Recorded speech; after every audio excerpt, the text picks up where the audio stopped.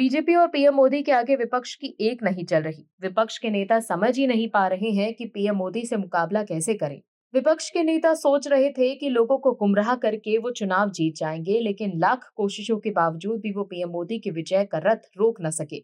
और अब देश के लोग समझ गए थे कि कैसे विपक्ष ने उन्हें बीजेपी के साथ भड़काया था। तभी तो लोकसभा चुनावों के बाद हरियाणा, महाराष्ट्र और दिल्ली में बीजेपी की प्रचंड जीत हुई। लोकसभा चुनावों के बाद जो राहुल गांधी और अरविंद केजरीवाल ये सोच रहे थे कि अब बीजेपी को हराना आसान होगा, वो अब शायद समझ गए हैं कि बीजेपी तो अब पहले से भी ज्यादा मजबूत स्थिति में है। क्योंकि केंद्र में भले ही बीजेपी खुद के दम पर बहुमत नहीं ला पाई, लेकिन तेवर उसके वही पुराने हैं, जैसी मोदी सरकार के पहले 2 टर्म हुआ करते थे। वहीं अब राहुल गांधी हो या फिर अरविंद केजरीवाल, दोनों पीएम मोदी के गढ़ में घुसने की कोशिश कर रहे हैं। दिल्ली के भीतर तो आम आदमी पार्टी और कांग्रेस एक दूसरे के कट्टर राजनीतिक दुश्मन हैं।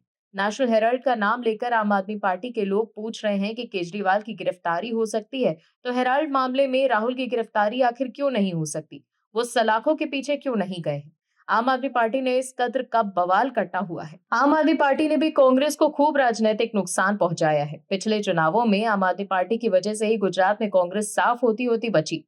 कई ऐसी सीटें रही जहां कांग्रेस मात्र इसीलिए हार गई क्योंकि वहां आम आदमी पार्टी चुनाव लड़ रही थी। आखिर क्या इस बार गुजरात में आम आदमी पार्टी और कांग्रेस की दोस्ती होगी, या फिर इस बार भी एक दूसरे का वोट ही काटते दिखेंगे आम आदमी पार्टी और कांग्रेस के नेता? बताते हैं आपको इस रिपोर्ट में। दर्शकों, जैसा कि आपको याद ही होगा कि 2024 लोकसभा चुनावों के बाद हरियाणा में कांग्रेस और आम आदमी पार्टी का गठबंधन नहीं हो पाया था। तो वहीं इसके बाद हुए दिल्ली चुनावों में दोनों दलों की राहें अलग हो गई थी। वहीं गुजरात में दोनों दलों की दोस्ती की चर्चा शुरू हो गई है। 2027 में गुजरात का गढ़ जीतने के लिए कांग्रेस नेता राहुल गांधी नूतन गुजरात नूतन कांग्रेस स्लोगन के तहत संगठन को नए सिरे से गढ़ने में जुटे हैं। कांग्रेस के अधिवेशन के बाद एक बार फिर राहुल गांधी गुजरात दौरे पर गए, तो वहीं दूसरी तरफ अरविंद केजरीवाल भी गुजरात को लेकर काफी सीरियस नजर आ रहे हैं। राहुल गांधी और केजरीवाल को लग रहा है कि पीएम मोदी के घर यानी उनके गृह राज्य गुजरात में अगर वो मजबूत हुए, तो उन्हें बीजेपी को काउंटर करने में आसानी होगी। इसीलिए ऐसा लग रहा है जैसे मोदी के गृह राज्य में एंट्री के लिए दोनों ने रेस लगा रखी हो। राहुल गांधी तो इन दिनों गुजरात के चक्कर लगा रहे हैं। फिर भी साथ ही आम आदमी पार्टी के नेता भी गुजरात पर काफी फोकस कर रहे हैं। आम आदमी पार्टी ने मई में संभावित विसावदर विधानसभा के उपचुनावों के लिए शंखनाद कर दिया है। कांग्रेस के अधिवेशन के बाद आम आदमी पार्टी ने 2 बड़े फैसले लिए। पहला, विसावदर में पार्टी सम्मेलन और नए सिरे से लोकसभा प्रभारी नियुक्त करना। विसावदर में आम आदमी पार्टी के सम्मेलन से उत्साहित दिल्ली के पूर्व मंत्री और गुजरात प्रभारी गोपाल राय ने दावा किया कि बीजेपी आने वाले 70 सालों में भी विवादर सीट नहीं जीत सकती।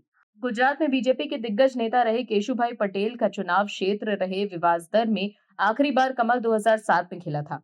पिछले चुनावों में आम आदमी पार्टी ने इस सीट पर जीत हासिल की थी। उपचुनाव की तारीखों का ऐलान होने के पहले आम आदमी पार्टी ने पूर्व प्रदेश अध्यक्ष गोपाल इटालिया को यहां से कैंडिडेट घोषित किया है। इटालिया ने दावा किया कि जब तक अपना नामांकन करेंगे तो गुजरात के इतिहास की सबसे बड़ी रैली के साथ नामांकन करेंगे। कांग्रेस जहां अपने 41 जिला अध्यक्षों के चयन के साथ बदलाव की ओर बढ़ रही है, तो वहीं आम आदमी पार्टी ने अपनी ताकत विवासदर में झोंक दी है।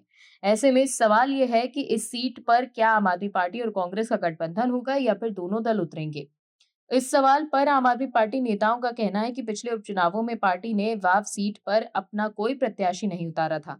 गेनीबेन के सांसद बनने पर इस सीट में चुनाव हुआ था। ऐसे में चूंकि विवासदर सीट आम आदमी पार्टी विधायक के बीजेपी में जाने से खाली हुई है, ऐसे में कांग्रेस को इस सीट पर अपना वादा निभाना चाहिए।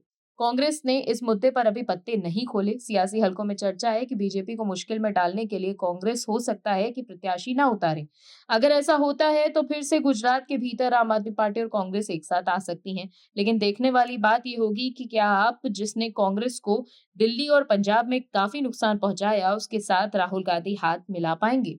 Bureau report, OMH news. आप दर्शकों से विनम्र निवेदन है कि चैनल को सब्सक्राइब जरूर करें